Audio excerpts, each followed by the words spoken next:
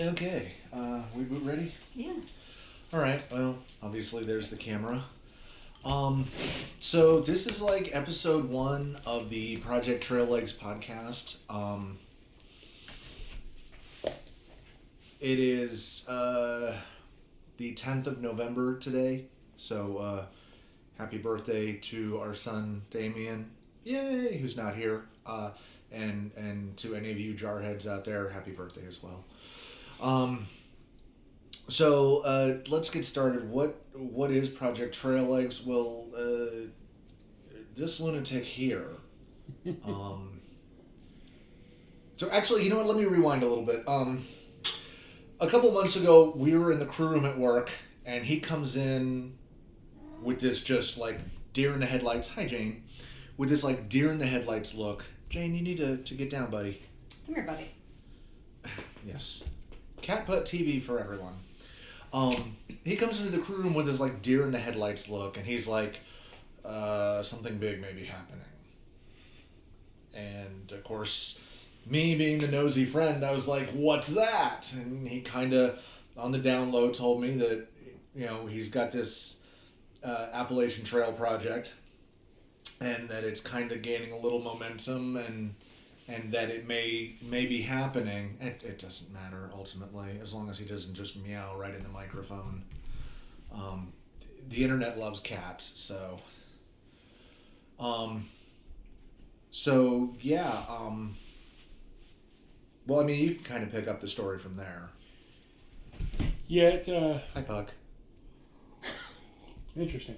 Hey, buddy.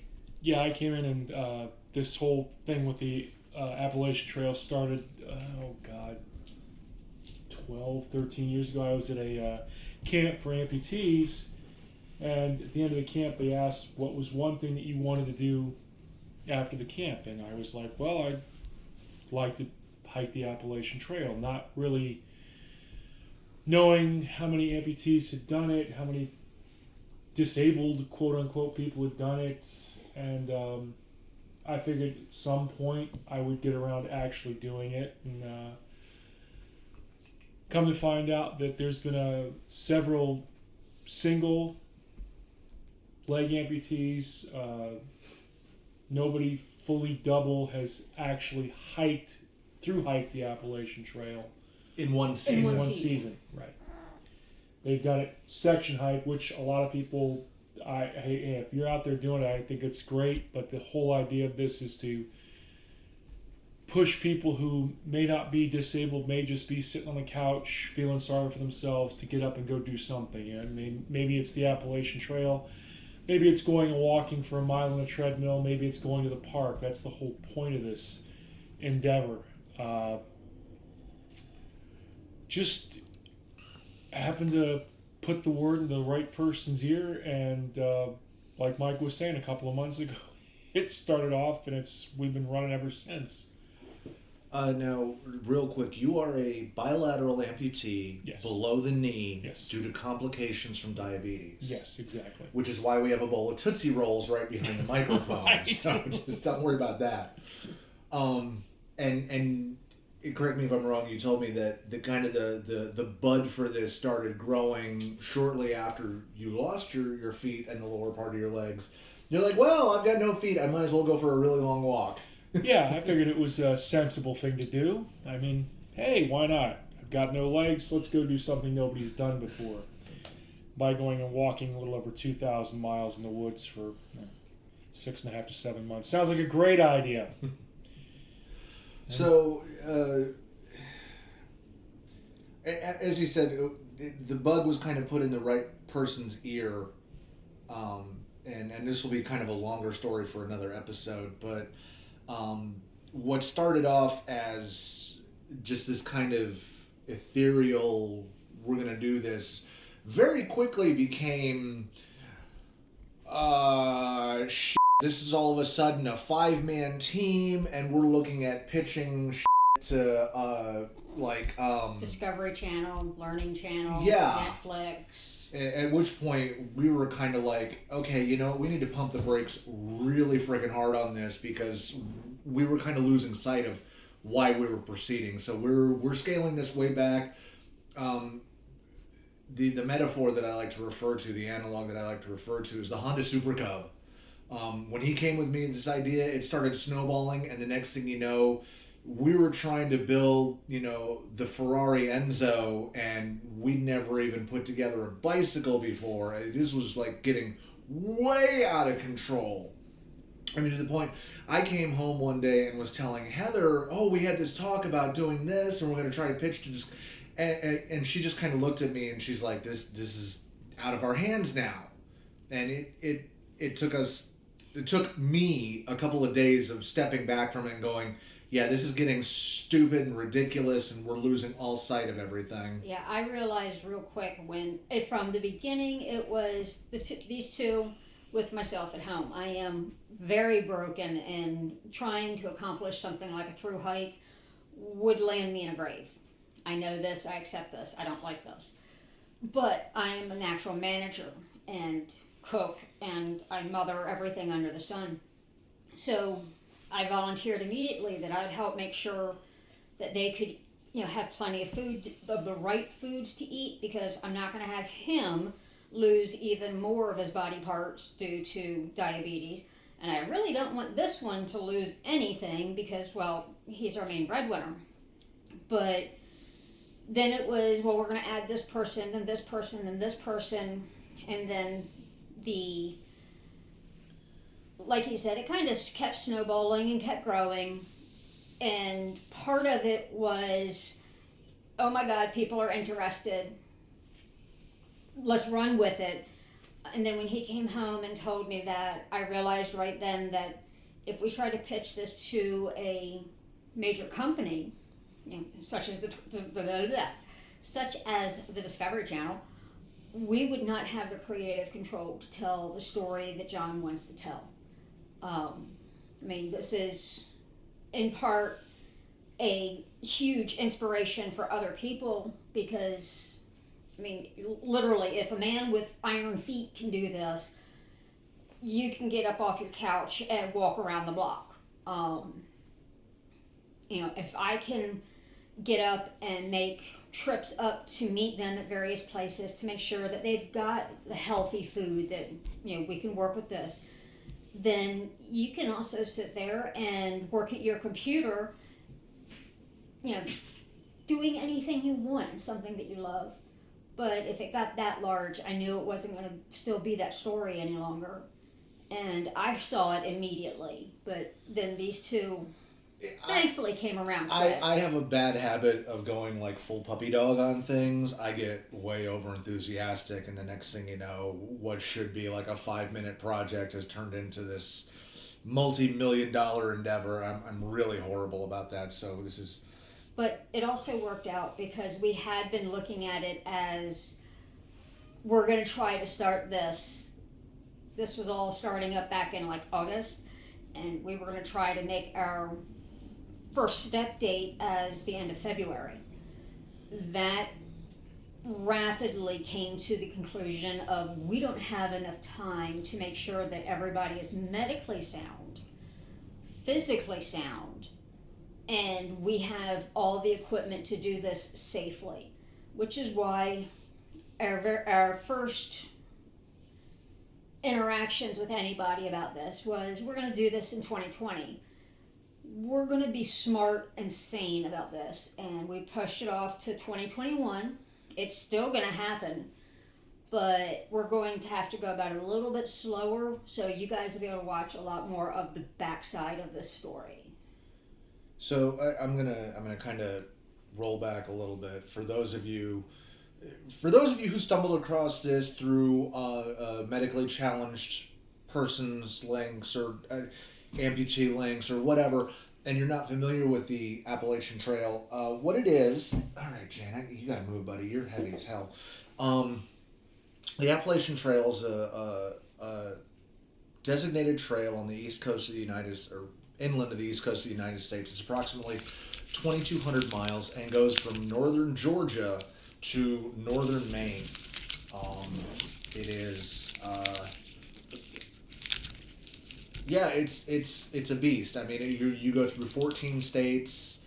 I'll throw up some graphics or something, maybe. I don't know. But it is 2,200 miles of everything from, rolling hills and meadows to literal rock climbing and clambering up and mud and snow and rain and crud. And I will link to a couple of really short, like thumbnail documentaries, like 5 minutes long, so you can kind of see, you can go and look and say, oh, okay, well, this is that looks like fun. Or for a guy with Star Trek leg things, it's going to be an endeavor. It's going to be interesting.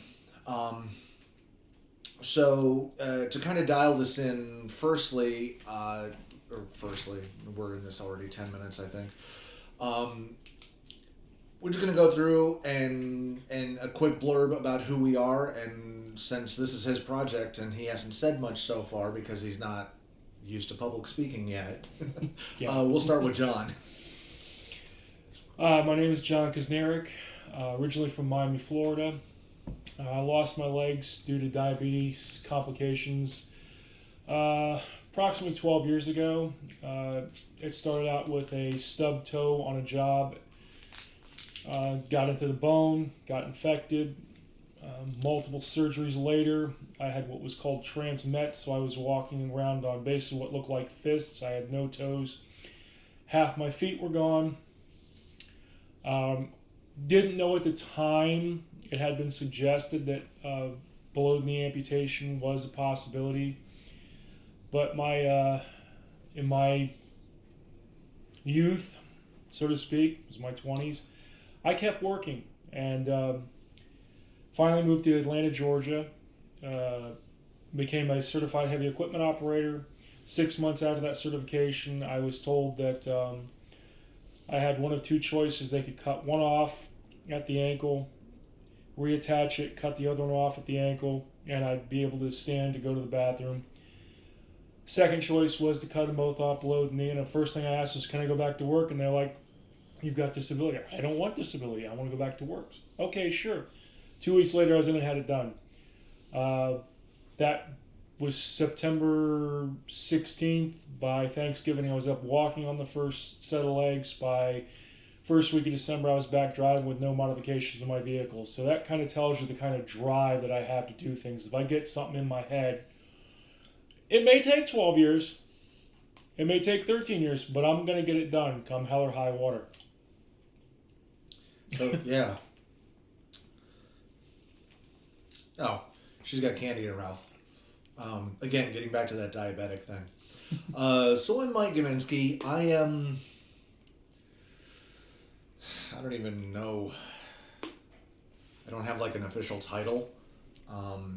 For the trip, I'm going to be John's wingman, basically. Kind of keeping an eye on him medically.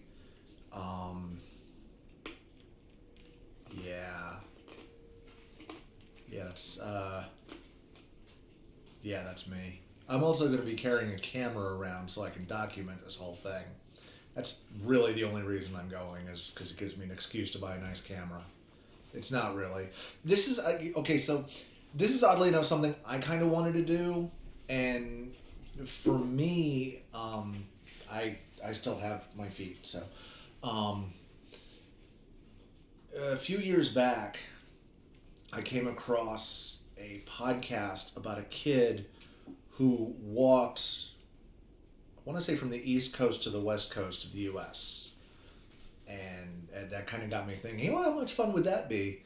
And then it kind of really I started doing a lot of passive research, I guess, watching a lot of YouTube about through hiking and whatnot. And it was always just that kind of, this would be fun. Kind of like when you see, the restoration of a beetle, from sitting in somebody's barn for 30 years to up and running. You're like, oh, I could do that. You don't honestly expect it to be something you really put effort into, but it's nice. It's one of those weird kind of pipe dream kind of things. And then when John started talking to me about it, it was like, one of our Paul's cats done. is, We have cats. yeah, it sounds like our cat's chewing on something. Train of thought, pipe dream. When John mentioned to me a few months ago that this was the potential project, I was like, oh, wait a minute, I've done some research on this. I could help you out. And then it was like, well, hell, if I'm going to go, I might as well document this, whole thing. And They found a leaf. oh, okay. So there it is. There's that. And I actually came home one day and said to Heather, hey, there's this thing that we might be doing. Do you want to help? Which is a natural segue over to me. I'm Mike's wife, been married 11 years last month. Approximately. And I know that he has a tendency to dream for the moon and not always hit it, but he likes trying and facing those challenges for himself. And I also know that he can be slightly disorganized and not have the details that make things successful. Whereas I don't really plan or dream or shoot for the moon, but buddy, I can keep those details in line. It's since I got sick, that's been about the only thing I can do sometimes of my past life. They're both stagehands. They build concerts. I've been in there working right beside them at other jobs. Unfortunately, due to complications from a couple surgeries, I now suffer from malnutrition on top of other issues. I'm also a disabled military veteran, but combined that means that I've lost a chunk of my life and who I thought I was. So they came, Mike came to me and told me that, hey, I might be able to do the trail, and we might be get it financed enough that we can make this legitimate going. And like I said a little bit ago, I'm a natural mom. I will mother hen everybody. I enjoy doing all those details and taking care of people. So when he mentioned it, I was like, yeah, I can be the expedition manager. I'm also the chief cat herder and the one that's going to probably keep yelling at both of them to go to the doctor before any of this kicks off. But I'm going to be the one in the background. I'm going to be the one at home taking care of my cats, John's cat. And also I'm planning on being the primary cook. Because John does have fairly unique needs. He can't survive on Pop-Tarts and M&Ms. Not that I wouldn't want to. And Mike, as you could guess, there is a bit of a snob when it comes to food. I'm a picky eater. I really am. And so I was like, hey, this could be a great challenge for me because I love to cook. But now I get to have fun actually planning out a diet that will give them the energy and nutritional support they need to do a 2,000-mile walk. Which also means that I'm going to have to start eating better. And when you suffer from malnutrition, eating better is always a good thing. But I'm going to be busy. One of the things Mike says is they've got the easiest job in the hardest terrain. I've got the hardest job in the nice comfort of our house. So it's going to be challenging for me too, and even though I won't be walking the entire trail with them, getting them to Kehadin is pretty much as big a challenge for me as doing the walk is for John. And I'm kind of looking at it from the same perspective, that if I can do this, you can do it. Whatever it is, you can do it. So, I don't know if you've noticed the stuff on the wall. We've kind of converted our living room to Expedition Central. And as this progresses, you'll be seeing a lot more of the planning phase, everything that's going on. As we get gear in to test out and to get familiar with, you'll be seeing that as well. I know a lot of people on YouTube are announcing basically their participation in the class of 2020. A lot of people are like, yep, this is it. I'm making it official. I'm we're going to do the 2020 through hike. We're doing it in 2021 only because we have a lot of logistics hurdles to get past. John, one of the big things, and it's going to take a lot of lead up, is John needs new legs. I mean, he has a set of legs that are really, actually, pop off a leg for a second. Yeah, just show off. He's got a really good set of legs, and he's been using them for years. And while they're great for walking around in urban type environments, it's not the greatest for hiking 2,000 miles or rock climbing or any of the millions of other things that they're going to have to endure. So we've got to end up finding places that might be able to make him specific legs for things like rock climbing. I would not trust this setup in mud, honestly. Like, you get a little bit of dirt in there and the whole thing will just lock up, and the next thing you know, he'll be kind of walking around like a duck with no knees. Do ducks have knees? Yes. Okay. She said confidently. I had to do quick duck anatomy, yes. Right. Anatomy. That's a Latin joke. So yeah, that's basically the overall, that's like the umbrella premise of what's going on. Yeah. Who we are, what is the AT, why are you doing this? Future episodes will have probably various topics, and I'm going to put the word out right now. It's going to be a bit sporadic at first because, I mean, we may go a month and a half with nothing happening that can really be reported on because we're just taking care of paperwork logistics, or like one of the first things that we have to be able to do is sell John's house. So for the next month, we're all pitching in to help him get this house ready to go on the market so it can get sold. He is, he is not up to the same standards of other men his age that have legs. He can't take care of the house that he has now, and quite frankly, is just ready to move on to the next chapter, and part of that is cutting all those ties. So, we're not going to sit here and talk about how we just packed up, 300 or 400 pounds of books and got them moved. But when we do have things come up, when I get all of my kitchen equipment, or when I start figuring out, hey, this is some neat stuff to be able to do that I can prep for the boys to do, to eat on the trail, I'll happily teach you everything I do. When Mike gets equipment, same thing. I think one of the things we'll do, because we are going into the holiday season, is at least initially we'll try to get together and do one of these probably every 2 weeks.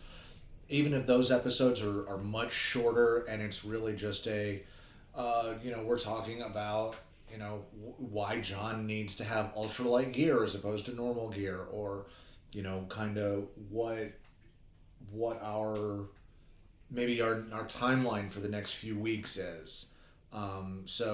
Or also answering any questions that you guys have of, hey, what kind of planning do you think you're going to need? Yeah. It'll be shorter and sweeter. There will be plenty of topics, but there might not be many big changes to the wall right away. Yeah, figure this will start taking off probably after the first of the year. Yeah. Yeah, that's pretty much what our deadline is to get things started. Get his house sold, get everything set up, and start getting our ducks in a row. So in the interim, expect the next episode. I'm going to say hopefully right before or just after Thanksgiving. I know I'm going into a very busy period at work. Unfortunately, John is not. John's starving at the moment. However, John also has a few medical issues cropped up, which I get you to stand over and snap the whip to make sure to get cleaned up as quickly as possible. But as I say, we'll do the next episode right around Thanksgiving, give or take a couple of days. And that'll probably honestly be just a touch base episode. I aim to do another one probably middle of December, and then really try to knuckle down and work on stuff after the first of the year. Anything else for this one, do you think? No. Really covers a lot of what I think we wanted to get out there. Yeah, I mean, this is just the intro episode, so. And, well, a little bit kind of kicking back, just so, again, letting everybody know, Project Trail Legs. Yeah, pun. There's a joke in there somewhere. Yeah, you'll. You'll see. But we're also needing to do, we got to eat every day, and I've got to buy large amounts of food. So we are going to be accepting donations, and we are going to be setting up some crowdfunding to help us out. Granted, him selling his house is going to go a long way towards helping to get the expenses started, but I'm probably going to set up a very odd Patreon to be able to have people, if they wish to help contribute to this insane, mind-blowing idea that we've all got to do, or we're all wanting to do, you'd be able to. If you want to make a one-time donation, it would be appreciated. If you just have questions, or hell, even if you have suggestions of things that we don't mention and you think we should look at, hit us up. We've already got the website Project Trail Legs with 2Gs.com. Link here and link in the description. Also, my direct or the best email you can reach me if you want to talk to me directly is just hit info@projecttraillegs.com, and I'll respond. I love talking to people, and I will happily give people information and discuss what's going on if you want to know. I'll share recipes if that's what you want. I'll even share tips with how to get 2 men, 6 cats, and a dog to actually work together. It's not easy. So feel free to keep in touch, and we're going to update the website also with links and blog. And there's going to be a bunch of times where it might just be one of us sitting here giving you the quick update, or it might be me laughing at them while I basically hold a whip over them while they talk about what's going on. Do you have anything else? Not at the moment. Okay. I'm just here. I'm here. That's what I am. You've got the least amount to do. Yeah. You've basically just got to get prepared to do this. Yes, that's my thing. Yeah, Mike and I decided he's got a lot on his plate just doing the hike. We've got to try to really watch the weight that he carries, how it's balanced. We're going to document it, like Mike said. He's going to take a camera. Hopefully at the end of all of this, we'll be telling you where to go to be able to watch a full-on documentary. And as far as we've been able to tell so far, this will be the first time that a documentary was filmed along the AT with the filmmaker, camera operator, walking every step of it. Yeah, there have been quite a few selfie documentaries, for lack of a better word. Homemade Wanderlust, Dixie has done one. I just watched one called Walking Home that follows a couple of people on purpose, GQ, and I forget who the third cat was. But those are a lot of essentially selfie footage. And those have been generally edited by friends or whatnot. This is going to be a true third-person camera, basically. This is going to be that over-the-shoulder camera where when he's cold and wet and miserable and doesn't want to turn the camera on because he just doesn't feel like it, I'm going to be there with the camera. This is not a reality show. It's just reality, yeah. The selfie camera only goes so far. If you look at a lot of the selfie documentaries and a lot of the shorter videos, you'll see they're not necessarily all, bubblegum and Skittles and whatnot. There's The person walking has to have the knowledge and the ability to turn on the camera, walk with it out here, and talk, and to get this into some kind of video format. John might be having camera trained on him more than he ever really cares to, and that's going to include watching both of them face down in the mud. We actually have already technically did a section hike. We spent one day and we went up to the summit of Springer Mountain, and granted, it was just over a mile to go up from where the parking lot was, but we got to stand there and look out and see that sight. Sorry, this is hard for me. She even made it. Yeah. Yeah. And it was a fight. I mean, John fell down a couple times. I damn near face planted many more times than I care to think about. We got up there and we're just blown away. It's so beautiful, but you can see the pictures of us standing and looking at that. This is the start of this trek. And it's powerful. It is. So yeah, we'll leave you with that. I mean, if you come across this on projecttraillegs.com, there's a contact form. Drop us a line. Say hi. If you come across this on YouTube, comment on it. Say hi. Let us know you're out there watching. If you are on the YouTubes doing this, the drill. Like, comment, share, subscribe. Hit the bell if you want to. But the other things, absolutely, pass this around. We want to, not for ego or anything, but we want people to see us doing this. We want people to see the whole process. Right now, we're literally starting with, one very feeble attempt at getting up to the top of a mountain and an empty table. Well, not empty. I mean, there's some Tootsie Rolls if you want. But you're going to be with us for this whole thing. When we get equipment and we try it out, or when we go out for, 2 or 3 days to do shakedowns on equipment. When we go to, like REI for classes, you're going to be there with us as much as we can. We're going to document this whole process.